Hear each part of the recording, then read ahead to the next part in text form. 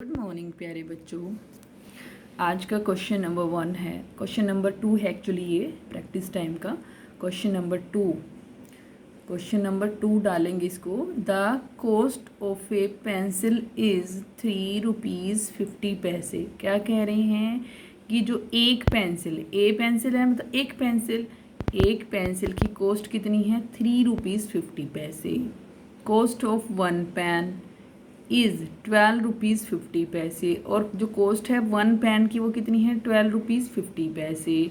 But is the total amount to be paid for getting a pen and a pencil. हमें क्या निकालना है कि बताना है कि टोटल अमाउंट, ठीक है, टोटल अमाउंट कितनी पे करनी पड़ेगी हमें एक पेंसिल और एक पेन खरीदने, एक पेन और एक पेंसिल लेने के लिए, ठीक है, गेटिंग मतलब लेने के लिए या खरीदने के लिए, ठीक है, कितना टोटल अमाउंट हमें देनी पड़ेगी। तो क्या करना पड़ेगा, जो कॉस्ट ऑफ पेंसिल है ये वाली कितनी थी? ₹3.50। और जो कॉस्ट ऑफ वन पेन है ₹12.50, ठीक है। मतलब एक पेंसिल आती है ₹3.50 की और एक पेन आता है ₹12 और 50 पैसे का, ठीक है। तो इन दोनों को ऐड कर देंगे तो टोटल अमाउंट आ जाएगी ना। अब देखो टोटल अमाउंट कैसे निकालेंगे। Cost of a pencil is ₹3.50 ऐसे लिखेंगे, ठीक है। उसके बाद cost of a pen is ₹12.50। अब देखो पैसे के नीचे पैसे, रुपीज़ के नीचे रुपीज़, ओके, ध्यान रखना ये बात। और देखो वंस के नीचे वंस, टेंस के नीचे टेंस, ठीक है। अब जीरो में जीरो ऐड किया तो जीरो ही आएगा, लेकिन 5 और 5 ऐड करेंगे तो 10 हो जाएगा। 10 का जीरो और 1 इधर कैरी आ जाएगा, रुपीज़ बन जाएगा वो, क्योंकि 100 हो गया ना, 100 पैसे में 1 रुपी बन जाता है। और 1 रुपी कहाँ चला गया? रुपीज़ के पास आ गया, क्योंकि रुपीज़ इधर हैं, ठीक है। 3 and 1 4 and 2 6, ठीक है। और 1 एज इट इज़, क्योंकि कोई भी कैरी नहीं था, ठीक है। और ये क्या है? ये रुपीज़ हैं और ये पैसे हैं। अब देखो पैसे में कोई भी वैल्यू नहीं बची, जीरो है वो सिर्फ, यानी कि 16 रुपीज़ हो गए टोटल। कितना हो गए? 16 रुपीज़ हो गया टोटल अमाउंट, ठीक है। टोटल अमाउंट ये क्या थी? टोटल अमाउंट थी। Total amount is 16 rupees. तो इस तरह से ये पहला क्वेश्चन निकल गया आपका। क्या था? देखो कॉस्ट ऑफ पेंसिल लिखा पहले, फिर कॉस्ट ऑफ पेन लिखा और फिर टोटल अमाउंट लिख दिया, बस इतना सा लिखना होता है। अब देखो नेक्स्ट क्वेश्चन क्या कह रहा है? थर्ड क्वेश्चन है ये। The price of A toy car is ₹237। एक टॉय कार है ना, इतने की आती है, ठीक है, 237 की। अपू बोट 3 सच टॉयज। अपू ने इस तरह के 3 टॉय खरीदे।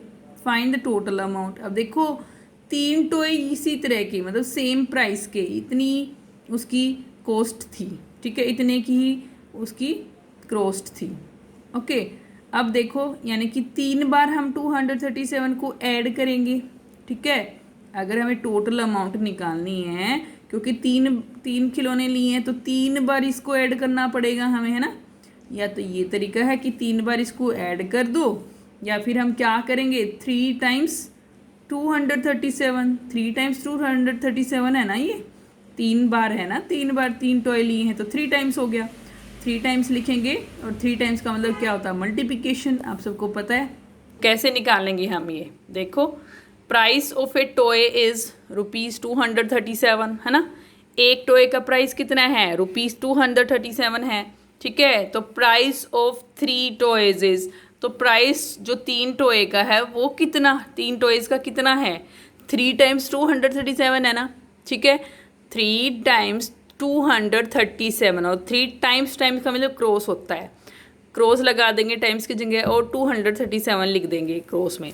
और इसको करने के 2 तरीके हैं। एक तो डायरेक्ट मल्टीप्लाई कर दो कि 2 7 जा 14, फिर कैरी यहाँ 3 के ऊपर लिख दो, ठीक है, ऐसे कर सकते हो। या फिर एक तरीका जो हमने पहले कर चुके हैं, जो हम 3rd क्लास में, क्या कि डायरेक्ट हम ऐसे मल्टीप्लाई कर सकते हैं, दिखा सकते हैं इसको करके। 3 7 जा 21, 2 कैरी यहाँ आ जाएगा, ठीक है।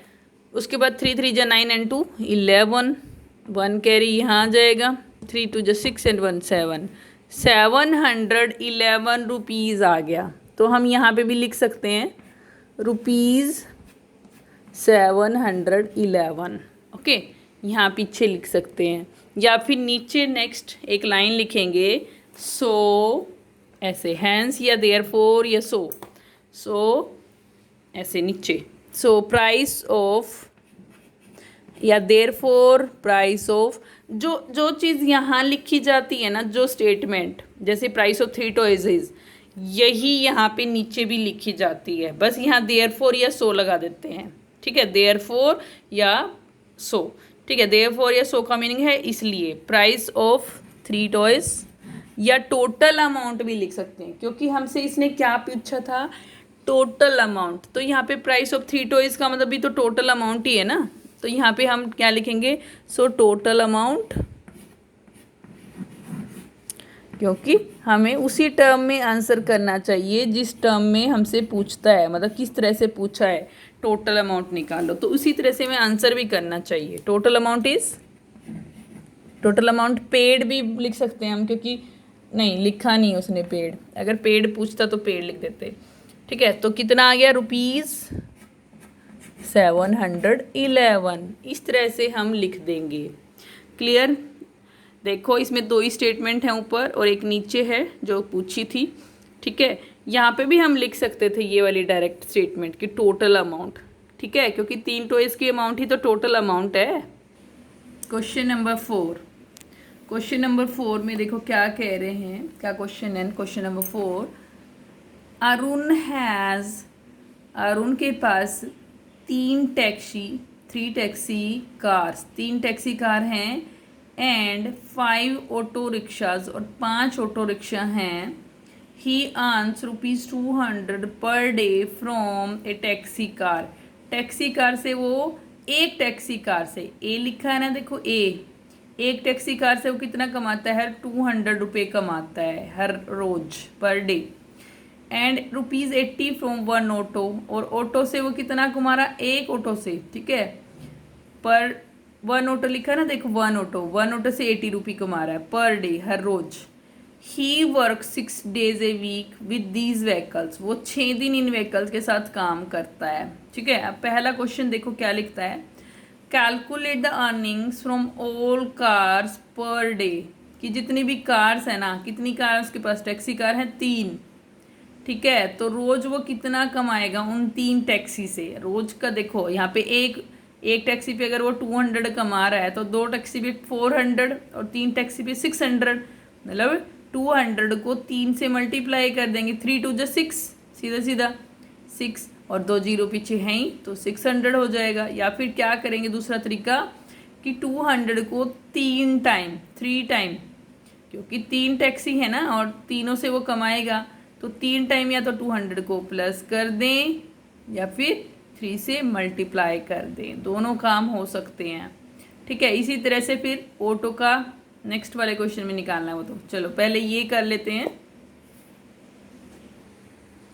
अब देखो, अब क्या पूछा था हमें, calculate the earning from all cars per day, है ना, जितनी भी कार हैं उससे कितनी कमाई होती है रोज। ठीक है, अब देखो earning from earning from 1 taxi car. ठीक है, एक टैक्सी कार से कितनी कमाई हो रही है उसकी, ₹200 हो रही है ना, ₹200 बोला था उसने रोज कमाता है वो एक कार से। ठीक है, तो अर्निंग फ्रॉम 3 टैक्सी कार, तो तीन से कितनी होएगी, तीन बार उसको, मतलब 3 बार या तो ऐड कर दो 200 को, या 3 टाइम्स का मतलब तो क्रॉस, तो 3 टाइम्स 200 का मतलब क्रॉस, तो 3 2 जा 6 आया और 2 जीरो एज इट इज़ लग जाएंगी। ठीक है, क्योंकि ये ऐसे करते हैं, 3 0 जा 0, 3 0 जा 0, 3 2 जा 6, ऐसे कैसे आ जाता है, ₹600 आ जाएगा इसका आंसर। ठीक है, नेक्स्ट क्वेश्चन बी पार्ट इसी का। अब देखो बी पार्ट में क्या कह रहा है, calculate the amount earned from all autos पर डे। ठीक है, कि जो अमाउंट है वो कमाता है सारे ऑटोज से हर रोज। अब क्या करेंगे, पहले क्वेश्चन लिखेंगे, जैसे पहले ये वाला क्वेश्चन लिखा, फिर उसका सॉल्यूशन जो मैं बोर्ड पे बता रही वो लिखेंगे। अब ये क्वेश्चन लिखोगे, अब जो बोर्ड पे सॉल्यूशन बताऊंगी वो इसके नीचे लिखोगे। ये ऐसे बनाने की जरूरत नहीं है नोटबुक में, सिंपली आपको उसके नीचे करना है बस। देखो क्या होएगा, earning from 1 auto equal to ₹80। एक ऑटो से कितना कमा रहा है वो, 80 अर्निंग कर रहा है। ठीक है, अर्निंग फ्रॉम 5 ऑटोज, तो 5 ऑटो से कितनी हो जाएगी, 5 टाइम्स 80 को ऐड कर दो, या फिर 5 टाइम्स का मतलब क्रॉस होता है, क्रॉस कर दो। ठीक है, अब कैसे करेंगे क्रॉस, देखो 5 जीरो जा जीरो, ठीक है, ये जीरो उसके लिए है, फिर 5 8 जा 8 जा 5 8 जा 40, 40 उसके लिए है, तो ₹400 आ गया आंसर इसका। अब देखो नेक्स्ट क्वेश्चन में क्या कह रहा है, कैलकुलेट, अब ये सी पार्ट है फोर्थ क्वेश्चन का, calculate the earnings from all autos and cars per day, कि जो टोटल कमाई है ना सभी ऑटो से और सभी कार से हर रोज रोज की, वो कितनी है, यानी कि जो हमने ए और बी में निकाले हैं, क्योंकि वही तो टोटल, टोटल टैक्सी में कितना कमाता है, टोटल ऑटोज में कितना कमाता है, वो है ना टोटल, तो उन दोनों को ऐड कर देंगे तो क्या आ जाएगा, ये वाला क्वेश्चन आ जाएगा, है ना। तो देखो इसका सॉल्यूशन कैसे होगा, अर्निंग फ्रॉम ऑल कार्स, जितनी भी कार्स थी उसकी अर्निंग रोज की, ठीक है, ₹600 निकाली थी ना ऊपर हमने, देखो है ना, 3 कार से जो कमा रहा है वो रोज 600, ठीक है। फिर अर्निंग फ्रॉम ऑल ऑटोज, फिर उसके बाद सभी ऑटोज़ की अर्निंग कितनी आई थी, अभी निकाला था जस्ट हमने, ₹400 आई थी, ठीक है। Total earnings from all cars and autos कितनी आ जाएगी, ये टोटल कर देंगे इसको हम, इसमें सारी कार हैं सारे ऑटो, रोज की पूछ रहे हैं लेकिन अभी डेली की पूछ रहे हैं ये हमसे, तो जीरो में जीरो ऐड हुआ तो जीरो ही होएगा, और जीरो जीरो ही होएगा, 6 and 4 10 हो गया, यानी कि ये कितना हो गया, 1000 हो गया, टोटल ₹1000 कमाता है वो रोज के, ठीक है, 3 कार से और 5 ऑटो से। अब नेक्स्ट क्वेश्चन देखो, calculate the total earning from cars, सभी कार से पर वीक, मतलब अब हफ्ते का निकालना है, और 1 वीक में क्या करता है वो, 6 डेज तक ही व्हीकल्स चलाता है, ये हमने पढ़ा नहीं था शायद, he work 6 days a week with these vehicles, वो क्या करता है 6 दिन ही हफ्ते में, 6 दिन मतलब 7 days होते हैं वीक में, लेकिन वो 6 दिन काम करता है, ठीक है, 6 days काम करता है with these vehicles, in vehicles के साथ, ओके। तो ध्यान रखना है 6 दिन करता है, तो एक दिन का हमने निकाल दिया, ये वाला सॉरी, हमने क्या निकाल दिया, कार्स की एक दिन की निकाल दी थी ना पहले, 600 आई थी तीनों कार से, वो 600 कमा रहा था, ठीक है। अब पर वीक मतलब 6 दिन की और निकालनी है, पर वीक का मतलब 6 days ही काम करता है, क्योंकि वो तो 6 से ही हम मल्टीप्लाई करेंगे ना, 6 से, ठीक है। तो अब इसके लिए क्या करेंगे, डायरेक्ट मैं यहीं करके बता देती हूँ, देखो अब क्या लिखेंगे, पहली स्टेटमेंट अर्निंग फ्रॉम कार्स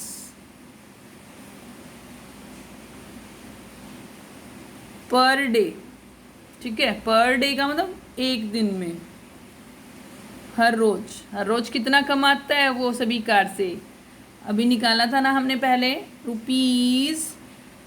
₹600 कमाता है वो, तो earning from cars per week या in 6 days, in 6 days, earning from cars in 6 days, ठीक है।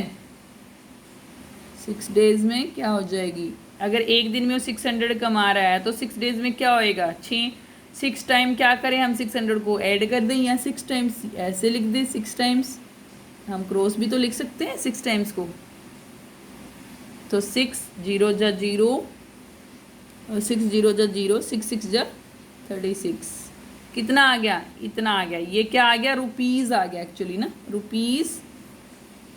₹3600, यहाँ को लिख दो,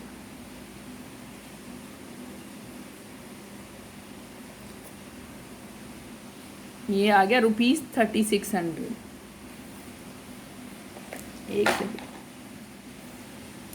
कर देती हूँ, यहाँ पे क्या लिखेंगे, ₹3600, ओके, और इक्वल यहाँ लिख देंगे, या फिर इक्वल इसके नीचे लिख के थोड़ा सा उधर खिसका के लिखेंगे, ओके। 3600 आ गया।